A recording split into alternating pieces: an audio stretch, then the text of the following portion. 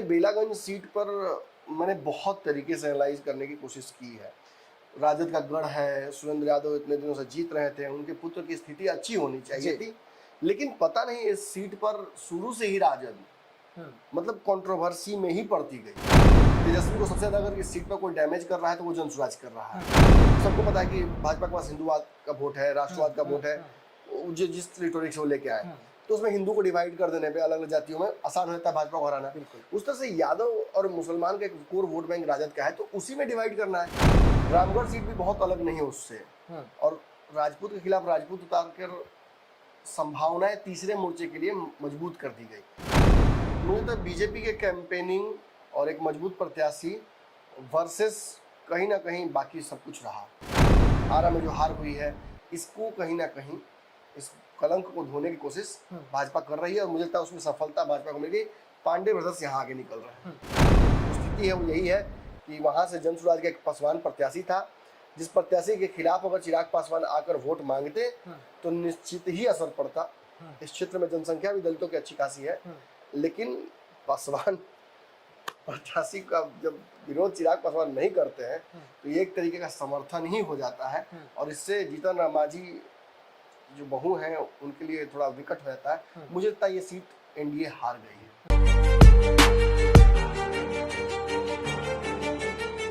नमस्कार, आप देख रहे हैं पंचनामा, जहां हम करते हैं खबरों की चीर-फाड़। लेकिन आज हमारे संपादक डॉक्टर नमन मिश्रा से हम जानेंगे कि बिहार में 4 सीटों पर किसकी हो रही है हार, तो वहीं पर पीके कैसे हो गए हैं फरार, झारखंड में किसकी जीत और महाराष्ट्र में कैसे बीजेपी हार रही है। तो हम ज्यादा देर नहीं करेंगे, क्योंकि आपने अब तक तमाम चैनलों का एग्जिट पोल देखा होगा, लेकिन आपको इंतजार जरूर होगा कि पंचनामा क्या कुछ कहता है, डॉक्टर नमन मिश्रा क्या कुछ कहते हैं, किसकी हार हो रही है, किसकी जीत हो रही है। तो हम सीधा डॉक्टर नमन मिश्रा सर से जुड़ते हैं और इन्हीं से जानते हैं। सर, हम शुरुआत करते हैं बिहार से। बिहार में 4 सीटों पर उपचुनाव हुए। ये उपचुनाव काफी उथल पुथल वाला उपचुनाव रहा, जहां पर कई मापदंड के तरह की से हम अगर देखने की कोशिश करें तो बेलागंज में अगर हम पहले जाते हैं तो बेलागंज इस बार क्या कुछ बयां कर रहा है। पहले तो जनरल आइडिया मैं दे दूं।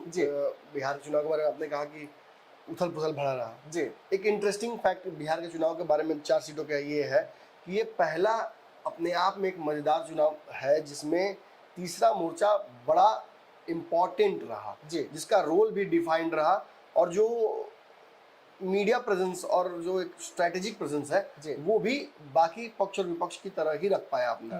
तो कायदे से अगर इन सारी चीजों को एनालाइज कीजिएगा तो ये त्रिपक्षीय लड़ाई थी जी। ये पहली बार हुआ है बिहार में काफी दशकों के बाद। तो ये एक इंटरेस्टिंग बात है। अब रही बिहार के 4 सीटों की, तो आपने पहले बेलागंज की बात जी। देखिए, बेलागंज सीट पर मैंने बहुत तरीके से एनालाइज करने की कोशिश की है। राजद का गढ़ है, सुरेंद्र यादव इतने दिनों से जीत रहे थे, उनके पुत्र की स्थिति अच्छी होनी चाहिए थी, लेकिन पता नहीं इस सीट पर शुरू से ही राजद मतलब कंट्रोवर्सी में ही पड़ती गई, और अंततः तो स्थिति ऐसी हो गई कि मतलब एक कार्यक्रम में मुस्लिम युवक की जो पिटाई हुई, अच्छा करने गए थे वहां पर शहाबुद्दीन के बेटे, भीड़ भी अच्छी जो आई हुई थी जी, बाकी जगहों पर भी अच्छा काम किया था, लेकिन उस जगह पर एकाएक जो हुआ वो बहुत हद तक कहा जा सकता है कि इस चुनाव में एक बहुत निर्णायक भूमिका वो कार्यक्रम निभाता है। ओवरऑल माहौल उस तरीके का था। आपको पता है इस सीट पर जनसुराज ने भी एक बहुत बड़ा गेम खेल दिया था। तेजस्वी को सबसे ज्यादा अगर इस सीट पर कोई डैमेज कर रहा है तो वो जनसुराज कर रहा है। रही बात, क्योंकि यादव वर्सेस यादव था जी, तो इसलिए ये अंडरस्टैंडिंग मानकर चली जा रही थी कि यहाँ तेजस्वी यादव भारी पड़ेंगे, लेकिन यही कहीं ना कहीं घूम फिर कर मैं कहूंगा कि तेजस्वी की रणनीति जो कहीं कहीं गड़बड़ाती है। देखिए, यहाँ प्रत्याशी सही दिया जी, ओवरऑल चुनावी मैनेजमेंट गड़बड़ा गया, कुछ ना कुछ गड़बड़ा जा रहा है तेजस्वी के हर बार।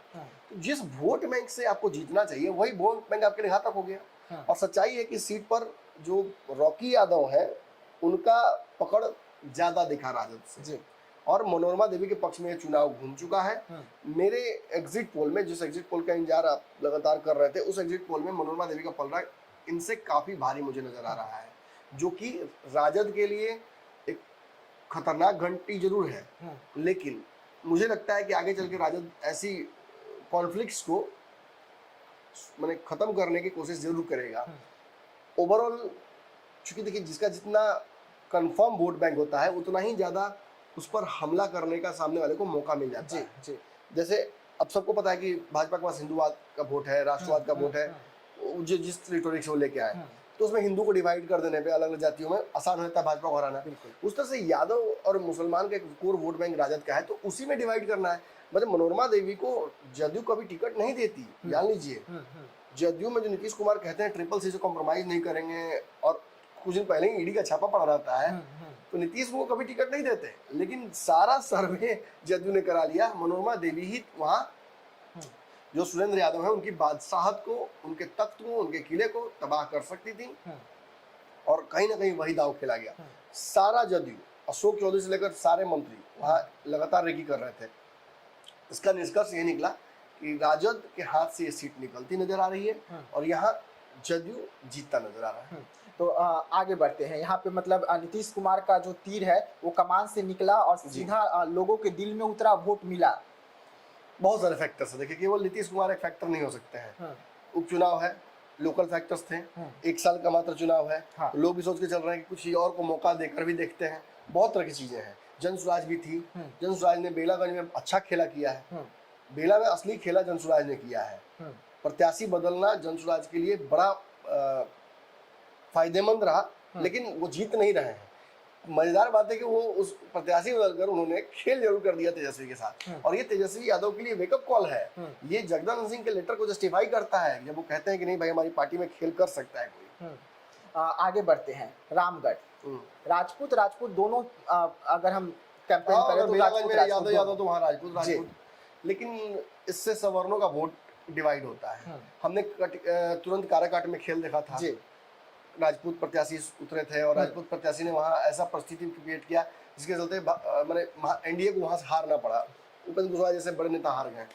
रामगढ़ सीट भी बहुत अलग नहीं है उससे, और राजपूत के खिलाफ राजपूत उतार कर संभावनाएं तीसरे मोर्चे के लिए मजबूत कर दी गई। सीट चूंकि जुड़ा हुआ है उत्तर प्रदेश से, तो उत्तर प्रदेश का इन्फ्लुएंस है, मायावती का गढ़ रहा है, वहाँ प्रत्याशी मायावती का अच्छा वोट लाते रहे। बिल्कुल, इस बार भी बसपा वहाँ अच्छा लड़ी है। लेकिन मेरे हिसाब से मैंने जो भी फीडबैक निकाला है उसमें हर बार यही समझ में आ रहा है कि राजद थोड़ी आगे है, भाजपा उससे पीछे है, और बसपा एक वाइल्ड कार्ड है। मतलब देखिए बसपा या तो जीत ही जाएगी या राजद को हरवा देगी, ऐसा कुछ खेल कर सकती है बसपा। लेकिन मुझे फिर भी लग रहा है कि जो पॉपुलर ओपिनियन है कि बसपा ऐसा जीत रही है, मुझे लगता है कि बसपा नहीं जीत पाएगी। मुझे लगता है कि राजद एक एज यहाँ से ले सकता है।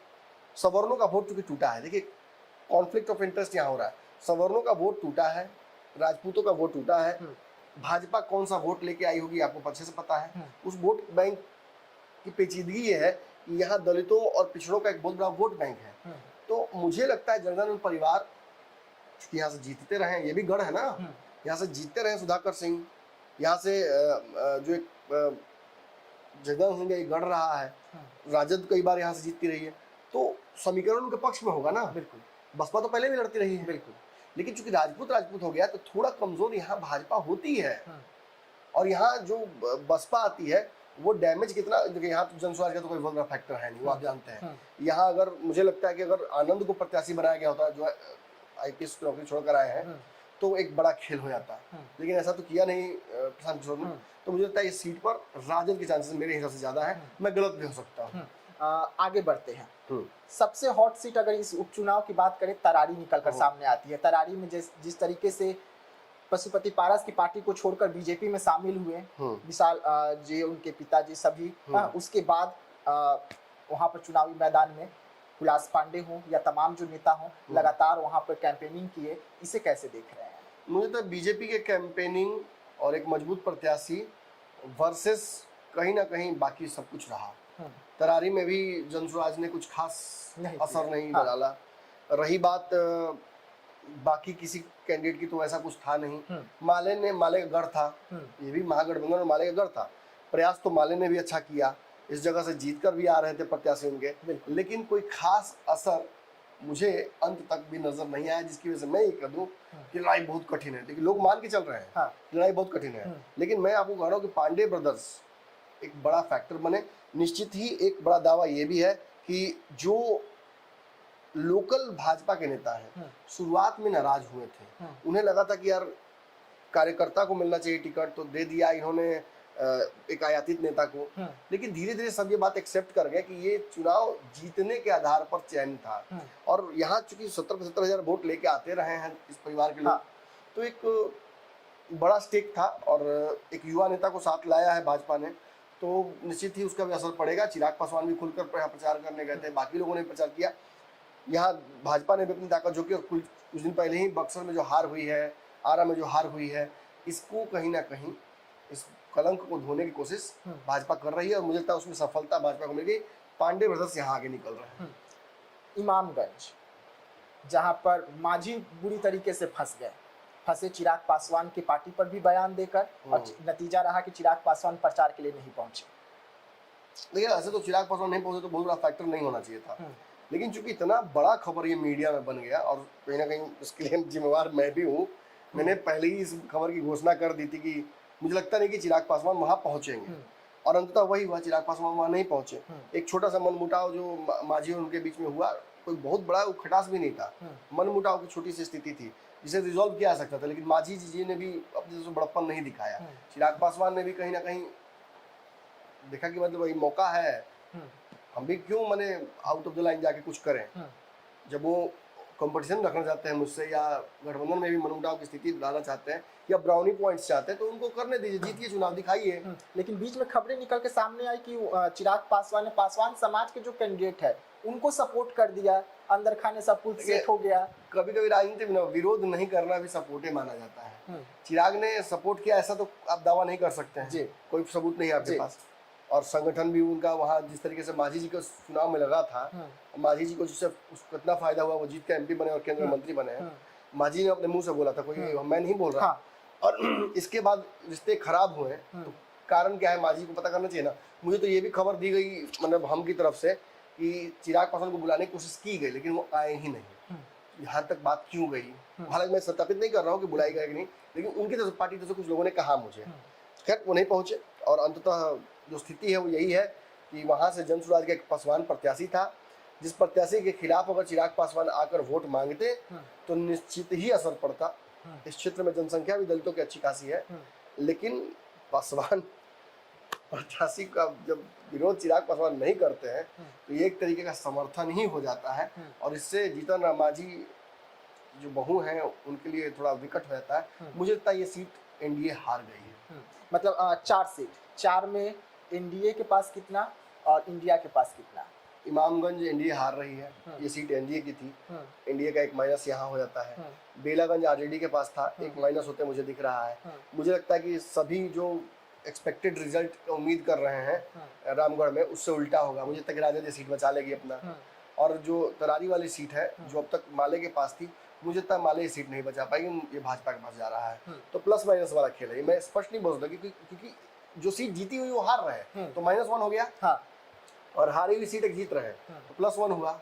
ओवरऑल एक सीट हार कर एक सीट जीत रहे हैं तो 0 रहता है ना। रही बात आरजेडी की, दोनों सीटें आरजेडी की जीती हुई थी। अगर आरजेडी नहीं सीट जीत नहीं रही है और पुरानी सीटें में से एक हार रही है, 2 लोग तो 2 बोल रहे हैं, मुझे एक लगता है तो आरजेडी माइनस में है। इमामगंज और मांझी जी का खेल वही है, वहाँ पीछे चल रहे हैं। अगर कमजोरी वो हार जाते हैं तो एनडीए की एक सीट माइनस होती है, मांझी जी के हाथ से नेगोशिएशन पावर भी चला जाता है। आगे चल के मांझी अब एनडीए गठबंधन में सीट कितना मांगेंगे, और लोग वहाँ खड़े बैठे हुए क्या कहेंगे, भाई आप तो जीत नहीं पाया, फिर अब काहे मांग रहे हैं 20 फिर काहे मांग। जी बिल्कुल। इन दिनों जब चुनाव का समय आता है, चुनाव का माहौल आता है, तो सट्टा बाजार बहुत गर्म हो जाता है। 4 सीटों पर बिहार में भी चुनाव हुआ, सट्टा बाजार क्या कुछ कहा? देखिए ऑफिशियली कोई सट्टा बाजार ने इस पर दाव नहीं लगाया है, लेकिन अनऑफिशियली सट्टोरी मेरे टच में लगातार रहते हैं। मेरे विश्लेषण की वजह से कई फोन आते हैं कि राजस्थान और जो है ना फलोडी बाजार वहाँ का बड़ा फेमस है, बिल्कुल वहाँ से सट्टेबाजी होती है। वहाँ के कुछ सट्टेबाज मुझे फोन करते हैं, तो वो जानने की कोशिश करते हैं कि सर आपका सटीक बैठता है, आप बता दीजिए ना सर, पिछली बार आप बताए थे तो हम लोग विश्वास नहीं किए थे, उस चक्कर में बढ़िया लॉस हो गया हम लोग का, इस बार सर हो जाएगा आप बोलिएगा। तो उनसे बात जो मेरी हुई, तो सट्टा वो लगा जिस तरह से रहे हैं। बिहार में इमामगंज की सीट छोड़कर बाकी सभी सीटों पर एनडीए को जिता रहे हैं। मतलब सट्टा बाजार इमामगंज कह एक रहा है। सीट छोड़ दे दे तो वो वैसे तो कुछ जगहों पर 4 में चारों सीटें एनडीए को दे रहे हैं। और एक जो राजस्थान का और एक देखिए फल बाजार है, नाम भूल रहा हूँ मैं उसका, वो कह रहा है कि राजद 2 सीट जीत जाएगी, मतलब अपनी जो 2 सीटें हैं। मतलब ओवरऑल फलोडी पे मुझे ज्यादा विश्वास होता है, उनके आंकड़े तो बेटर होते हैं। तो फलोडी बाजार ये कह रहा है, सट्टा बाजार कि इमामगंज छोड़कर 3 सीट पर जीत भाजपा में एनडीए की हो रही है। और वो कहीं ना कहीं मतलब 3-1 का बता रहा है वो। ठीक है, चलिए आपने बिहार के 4 सीटों पर क्या कुछ बयां हो रही है, क्या स्थिति परिस्थिति निकल कर सामने आएगी कल, वो आपने जाना। तो अब हम आगे बढ़ते हैं। झारखंड बिहार से सटा हुआ राज्य, जहां पर चिराग पासवान ने भी खूब प्रचार किया और चिराग पासवान को भी वहां पर 1 सीट मिली। 81 सीट पर घमासान मचा था। क्या कुछ झारखंड बयां कर रहा है, हम सीधा झारखंड का स्थिति जानने की कोशिश करते हैं। सर, झारखंड इस बार किसके और? देखिए, झारखंड चुनाव को लेकर आप मेरा जब भी विश्लेषण देखिएगा जी, मैं 1.5 साल से मैं बहुत ज़्यादा बिहार के बाहर नहीं करता हूँ प्रिडिक्शंस, लेकिन जब चुनाव इस तरह के होते हैं जिसमें लगता है कि अरे ये हो जाएगा वो हो जाएगा, भाजपा को रोक देंगे या जो सरकार उस राज्य में है वो डिमोलिश हो जाएगी, तो मैं निश्चित ही उसमें इंटरेस्ट लेता हूँ। रही बात झारखंड की, तो मैंने 1.5 साल से लगातार ये बात कही है कि झारखंड सरकार को अनस्टेबल करने की कोशिश भाजपा बार बार कर रही है। बिल्कुल। वो किस माध्यम से कर रही है मैं उसमें डिटेल में जाऊँ, कि मैं किसी पार्टी का पक्षधर नहीं हूँ, ना मैं किसी विचारधारा का पोषक हूँ। तो सीधी बात है कि वहाँ भाजपा सफल भी कई बार रही, जब मुख्यमंत्री को ही जेल जाना पड़ता है। तो और वही नहीं, दिल्ली में भी आप देखते हैं कि वही खेल हो रहा है। तो निश्चित ही आपको समझना था कि भाजपा किसी भी तरीके से यह सरकार बनाने की कोशिश कर रही है। 81 सीटों का चुनाव है, ज्यादातर सीटें जो है बिहार से सटी हुई इनकी हैं। उन सीटों पर इंटरेस्ट आपने देखा कि एनडीए में खूब था, महागठबंधन में था, लेकिन जैसे राजद बिहार में डिक्टेट की कि हम सीट बांटेंगे, और उसने जेएमएम के साथ क्या किया वो आपने देखा ही, सपा के साथ क्या किया आपने देखा ही, कांग्रेस के साथ क्या किया आपने देखा ही। तो राजद भी यहाँ से बहुत खुश होकर गई नहीं थी चुनाव में। जेएमएम ने राजद को उसकी औकात दिखाई थी, लेकिन फिर भी चूंकि नाक की लड़ाई थी, चिराग को 1 सीट मिल गई थी, तो चिराग से भी लड़ना था। और चिराग, देखिए विधि का आवेदन कि चिराग और तेजस्वी एक ही सीट पर लड़ गए। उस सीट की स्थिति सच्चाई है कि चिराग के पक्ष में चली गई। मैंने डिस्कशन किया इस पर। तो चिराग और तेजस्वी के बीच में एक मॉक टेस्ट जो हुआ, उसमें तो फिलहाल चिराग जीतते नजर आ रहे हैं। कल हो सकता है रिजल्ट कुछ और हो जाए, लेकिन जीतते मुझे नजर आ रहे हैं झारखंड में। झारखंड की ओवरऑल स्थिति मेरे हिसाब से आप जानिएगा तो मैं 1.5 साल से यही कह रहा हूँ कि ये एनडीए के पक्ष में जाता दिख रहा है। जो वर्तमान सरकार है उसके खिलाफ नाराजगी है, उस पर जो ठप्पा लगा है। चूंकि देखिए झारखंड में इस तरह से मधुपुरा वाला कांड हुआ था जी, आपने देखा तो उसके बाद क्या हुआ था। भाजपा आज तक रिकवर करती रही है झारखंड में, लेकिन अब मुझे लगता है कि BJP has finally found its feet, और इस बार जो एक पॉपुलर रिटोरिक है वो काम कर गया भाजपा के पक्ष में। और जो एक पिछले चुनाव में मोदी वाला फैक्टर था, जिसमें सरकार बनते बनते लगा कि नहीं बन पाएगी मोदी जी के केंद्र में, तो उसको लेकर भी विवाद हुआ, डर हुआ था। सिंपैथी वोटिंग भी झारखंड में हुई है, और बिहार में नीतीश कुमार भाजपा से वापस गए हैं, इसका भी असर पड़ा है। इस बार एनडीए में कोई विवाद वहां नहीं था, टिकट लेने के लिए विवाद था, लेकिन जैसे ही मिल गया, नीतीश कुमार चुनाव प्रचार करने नहीं गए, लेकिन फिर भी कोई दिक्कत नहीं हुई। नीतीश जीतेंगे कि नहीं मुझे नहीं पता, लेकिन ओवरऑल झारखंड में मांझी जी ने बड़ा सटीक बयान दे दिया। मतलब एग्जैक्ट मुझे लगता है कि मेरा पंचनामा देखा और बोल दिया उन्होंने कि 2-4 को सीट की कमी होगी तो निर्दलीय इतना सारा जीतेगा, उसमें से ले लेंगे 2 को। मुझे लगता है कि निर्दलीय की आवश्यकता शायद झारखंड में ना पड़े। मेरा विश्लेषण ये है कि वहां से भाजपा सरकार बना रही है अपने सहयोगियों के साथ, और चिराग पासवान का एक विधायक तो मतलब कहीं ना कहीं से वो बिल्कुल बन जाएगा। और ये बात अच्छे से बीजेपी को पता था, और यही कारण रहा कि चिराग पासवान पूरे झारखंड में सीटों पर प्रचार करना पड़ा। फायदा होता है ना, एक सीट दे के आपसे कितना सीटों पर प्रचार करा, पूरा सीट पर 81 सीटों पर आप प्रचार किए हैं। हाँ, नीतीश कुमार नहीं गए, इसका फायदा ही देखिएगा आप लास्ट में होगा। नीतीश कुमार जो बिहार में घूम घूम कर माफी मांग रहे हैं कि अब नहीं करेंगे दाएं बाएं, अब नहीं करेंगे दाएं बाएं, ये झारखंड में नहीं कह पाते वो, और कहते तो झारखंड के लोग विश्वास नहीं करते। तो भाजपा ने ठीक ही गेम खेला कि नीतीश कुमार को झारखंड नहीं भेजा। झारखंड में नीतीश कुमार का कोई वैसा जनाधार रहा नहीं है, शुरू में पार्टी लड़ती रही है, लेकिन रिजल्ट नहीं आया है। इनफैक्ट इस बार तो उनके मित्र लड़ रहे थे चुनाव झारखंड में, फिर भी नीतीश कुमार नहीं गए। तो इसको नीतीश की नाराजगी या भाजपा से कोई मनमुटाव के तरफ मत जोड़िएगा। ये भाजपा की रणनीति की नीतीश कुमार ना आए। नीतीश कुमार भाजपा बिहार में ही फोकस करे, वहां के उनकी रणनीति अलग है। आगे बढ़ते हैं। हाँ, अब देखिए झारखंड की बात आपने की जी तो बाकी जो एजेंसियां हैं उनका भी सर्वे रिपोर्ट आया है। जी मुझे लगता है उनके सर्वे रिपोर्ट पर भी हमें एक एक करके चर्चा करनी नहीं चाहिए। जी जी क्योंकि बिल्कुल। कई एजेंसियां, देखिए पिछली बार से हुआ क्या है कि जो चुनाव 2024 में हुआ है उसके बाद से एजेंसियां गड़बड़ाई हैं। हाँ, अब बुरी तरीके से गड़बड़ाई है। हाँ, काफी सर्वे जो है वो फ्लॉप हुआ है। जी तो मुझे लगता है कि पहले तो झारखंड में इंडिया टुडे सी वोटर का एक सर्वे आया है जिसमें एनडीए को 34, इंडिया को 26, अन्य को 1 सीट मिलने का दावा किया गया है। वहीं 20 सीट पर कड़ी टक्कर बताई जा रही है।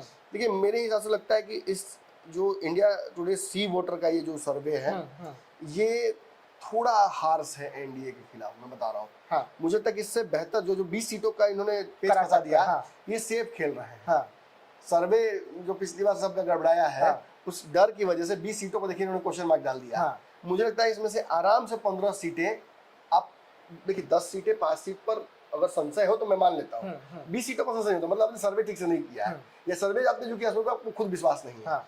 मैं दावा करता हूं कि इस हिसाब से भी इनके सर्वे में 40 सीटें एनडीए को होनी चाहिए, 37 तक तो होना ही चाहिए था। और कहीं ना कहीं इंडिया गठबंधन में मुझे लगता है कि सीटें बढ़नी चाहिए थी। लेकिन चलिए इनका सर्वे है तो मैं इस पर बहुत नहीं करूंगा। इस हिसाब से स्पष्ट मैंडेट नहीं मिलता नजर आ रहा है। बिल्कुल 3-5 करना पड़ेगा। 3-5 करना। और निर्दलीय जो एक दिखा रहे हैं ये मेरे हिसाब से नहीं, मुझे मेरे हिसाब से निर्दलीय नहीं, ये अच्छा अन्य लिखा रहे, सॉरी अन्य दिखा रहे, अन्य जो है अन्य को एक दिखा तो हो सकता है चिराग पासवान की जो एक सीट है उसे जोड़ दिया गया। राजद भी तो है, मैं समझ नहीं रहा हूँ, राजद को जदयू है जी।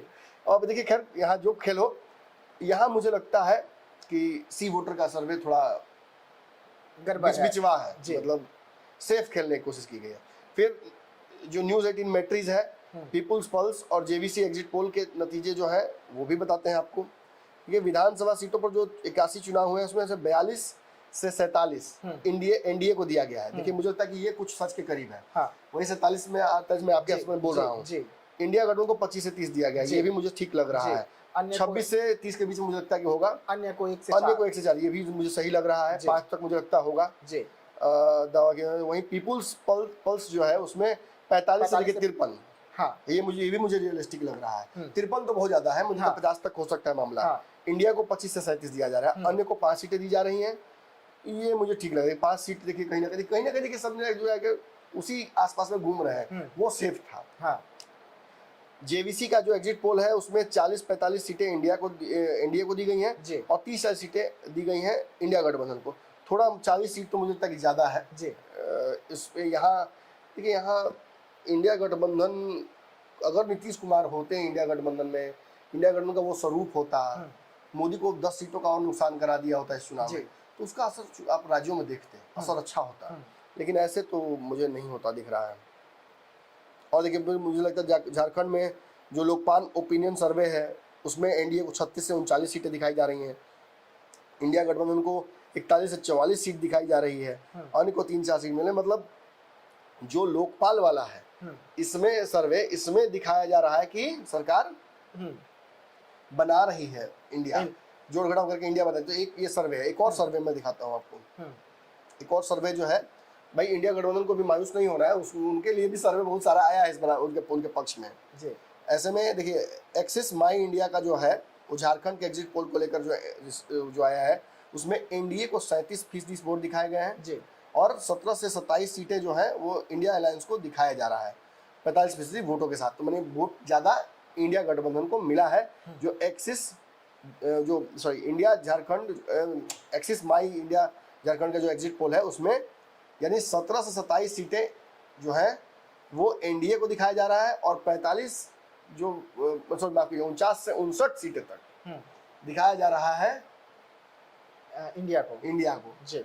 माने ओवर एस्टिमेशन इंडिया, मतलब पूरा बहुमत दे दिया गया। हाँ, तो ये इनका है सर्वे जो मुझे लगता है कि सच से बहुत दूर हो जा रहा है।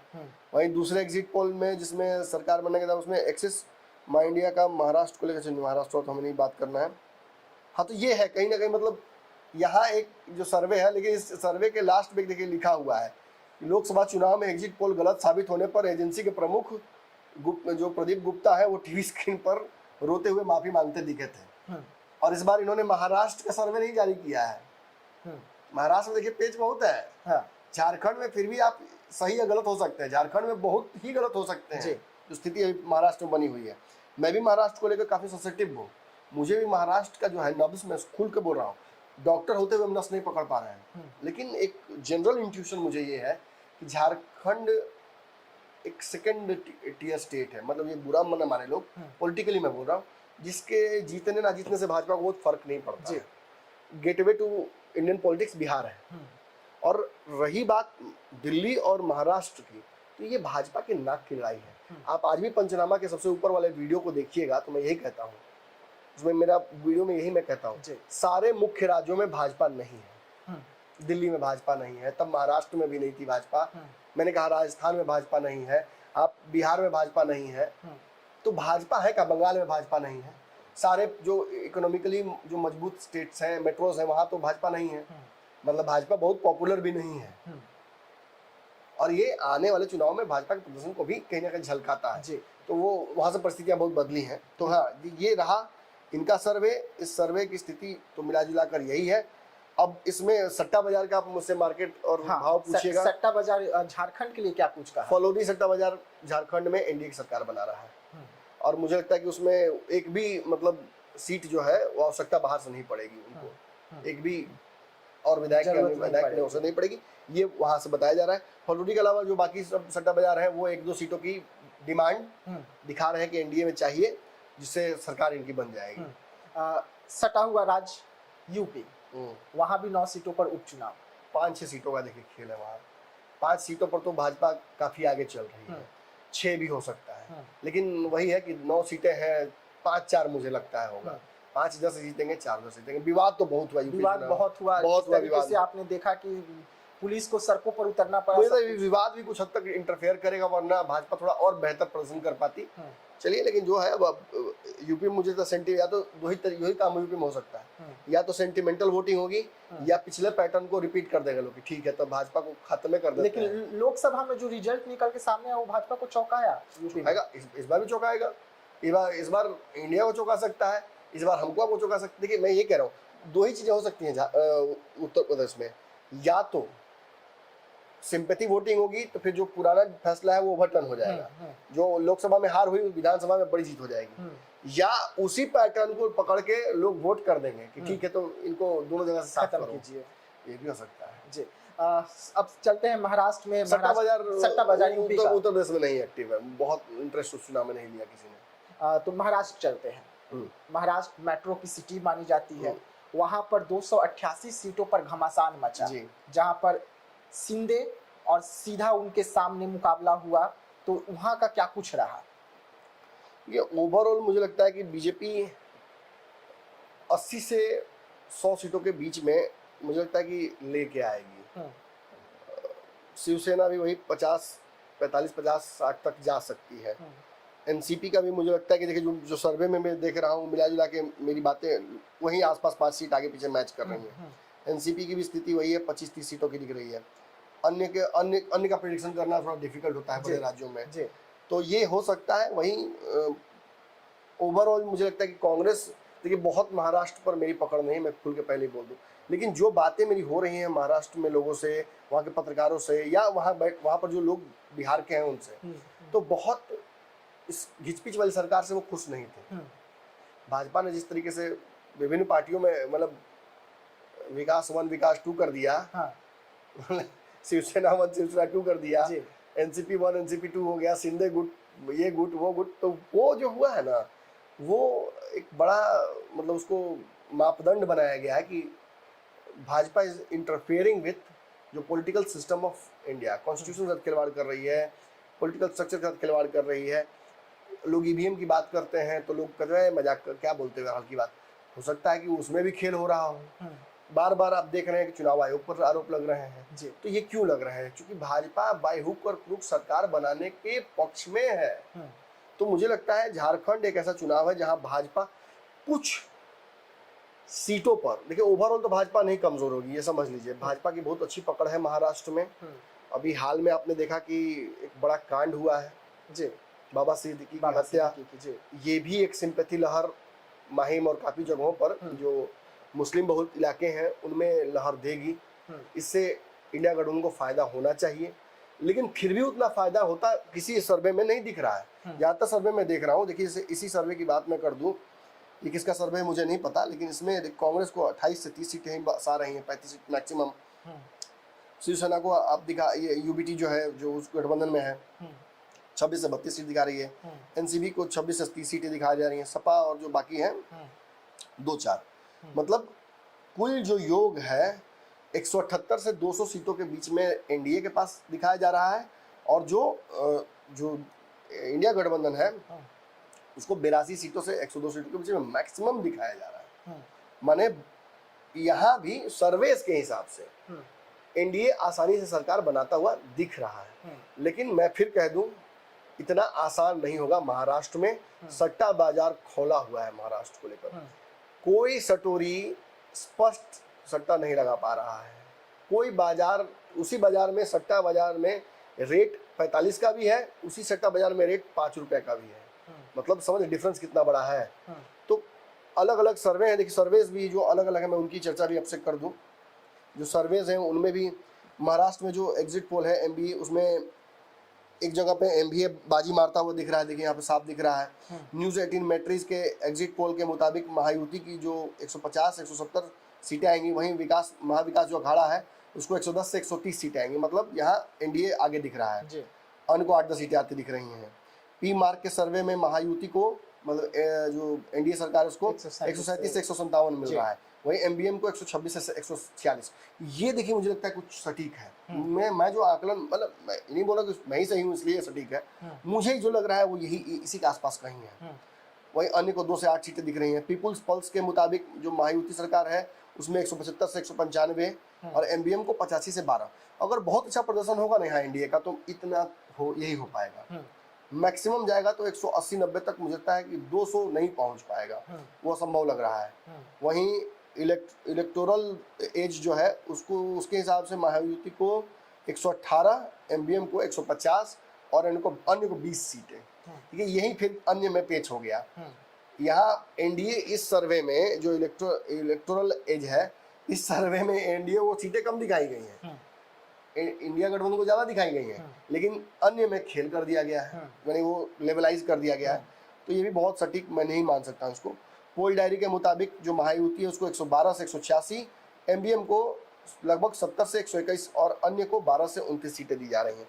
मिला जुला कर ये भी उसी एवरेज पे जा रहा है जिसकी बात मैं कर रहा हूँ। मुझे लगता है कि अगर एनडीए की सीटें आवश्यकता से भी अधिक कम हो जाएंगी तो सरकार बनाने का जुगाड़ एनडीए ही करेगा।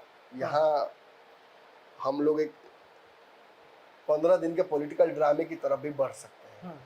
15 दिन के, जब मैं पॉलिटिकल ड्रामा कह रहा हूँ तो कई दर्शक जो इस जगह की राजनीति को समझते हैं वो समझ रहे हैं मैं क्या कहना चाह रहा हूँ। बिल्कुल, उखाड़ कवाड़ बहुत होना बाकी है और ऐसी परिस्थितियां मुझे लगता है कि महाराष्ट्र में बनती नजर आ रही हैं इसका। लेकिन जो एग्जिट पोल है ये काफी चौंकाने वाले, ये शायद 2024 का भी असर रहा कि जहां पर मोदी को कोई 400 पार दिखाया, कोई 380 दिखाया, लेकिन जब हकीकत निकला तो कुछ और। आप मेरे साथ थे, आप बताइए हमने जो दिखाया था उससे कितना नहीं, हमने जो दिखाया वो सटीक था। 5 सीट मतलब इधर उधर भी नहीं हुई। हम जो दिखाए वो हमारा सटीक था, लेकिन जो बड़े बड़े चैनल ने दिखाया उनका तो पूरा गलत साबित हो गया ना। कई तो 400 पार थे। अक्सर मजबूरी भी होती है। आप जब बड़े बड़े बिजनेसमैन का एडवर्टीजमेंट जब चलाइएगा तो वो बिजनेसमैन जिस पार्टी से ओरिएंटेड है उनकी भी तो आपको रखना पड़ेगा नहीं जब। और सच्चाई है कि देखिए मैं ये खुल के कह रहा हूँ कि इतना बड़ा सर्वे एजेंसी जब लोकसभा में उसका सर्वे गड़बड़ा जाता है तो आप काम छोड़ दीजिएगा। महाराष्ट्र में सर्वे नहीं किया उन लोगों ने, ये क्या साबित करता है? डर था। और झारखंड में भी उनका सर्वे देख रहे हैं आप, उन्होंने सेफ खेला, चौंकाने वाला सेफ खेल दिया। तो दैट मीन्स कि कोई खुल के बोलने की तैयारी में नहीं है। मुझे लगता है कि इन चीजों पर ध्यान आगे चल के आप देखिएगा कि कई एजेंसियों का पड़ेगा। और चूंकि इस देश में लगातार एग्जिट पोल्स गड़बड़ा रहे हैं, ये मुझे लगता है कि बिहार चुनाव में तो हर बार ही गड़बड़ा गया है। 20 में यहाँ तेजस्वी सरकार बना रहे थे लोग, 24 में यहाँ मतलब 26 से 27 सीटें इंडिया गठबंधन को दे रहे थे। हमने कहा था कि, मैंने तो खुल के कहा था कि 10 भी नहीं हो पाएगा, डबल डिजिट में नहीं होगा। पप्पू यादव जोड़कर डबल डिजिट हुआ। पप्पू यादव जोड़ने के बाद 10 हुआ, समझिए। तो कहीं ना कहीं क्या उसमें मैं शर्त भी जीता था, एक बहुत अच्छा शर्त में जीता था, 2 लाख रुपया जीता था। शर्त लगा था एक पत्रकार से, तो जीते थे। तो कहीं ना कहीं सर्वे देखिए मेरा सही होता है। अब सट्टा बाजार कितना मेरे नाम पर सट्टा लगाया होगा कि जो नमन जी बोले हैं तो लगा देते हैं। महाराष्ट्र में देखिए स्पष्ट नहीं है, महाराष्ट्र में रिस्क है, एनडीए के लिए भी और विपक्ष के लिए भी। बिल्कुल बिल्कुल। देखिए लगातार पंचनामा पे हम आपको सटीक जो भी खबरें रहते हैं वो तो दिखाते हैं, लेकिन इसी बीच में जब भी चुनाव होता है तो हमारा जो एग्जिट पोल होता है वो एकदम सटीक बैठता है। वैसे में झारखंड, महाराष्ट्र, यूपी और बिहार में चुनाव हुए, जहां के आज हम आपको लेकर सर्वे आए हैं। कल रिजल्ट की दिन है, कल रिजल्ट का ऐलान होगा, क्या कुछ निकलकर सामने आएंगे कल, और हम जो आपको दिखाए हैं एग्जिट पोल उससे कितना मिलता है कल का रिजल्ट, इसके लिए भी आप बने रहिएगा पंचनामा के साथ। दीजिएगा इजाजत, धन्यवाद।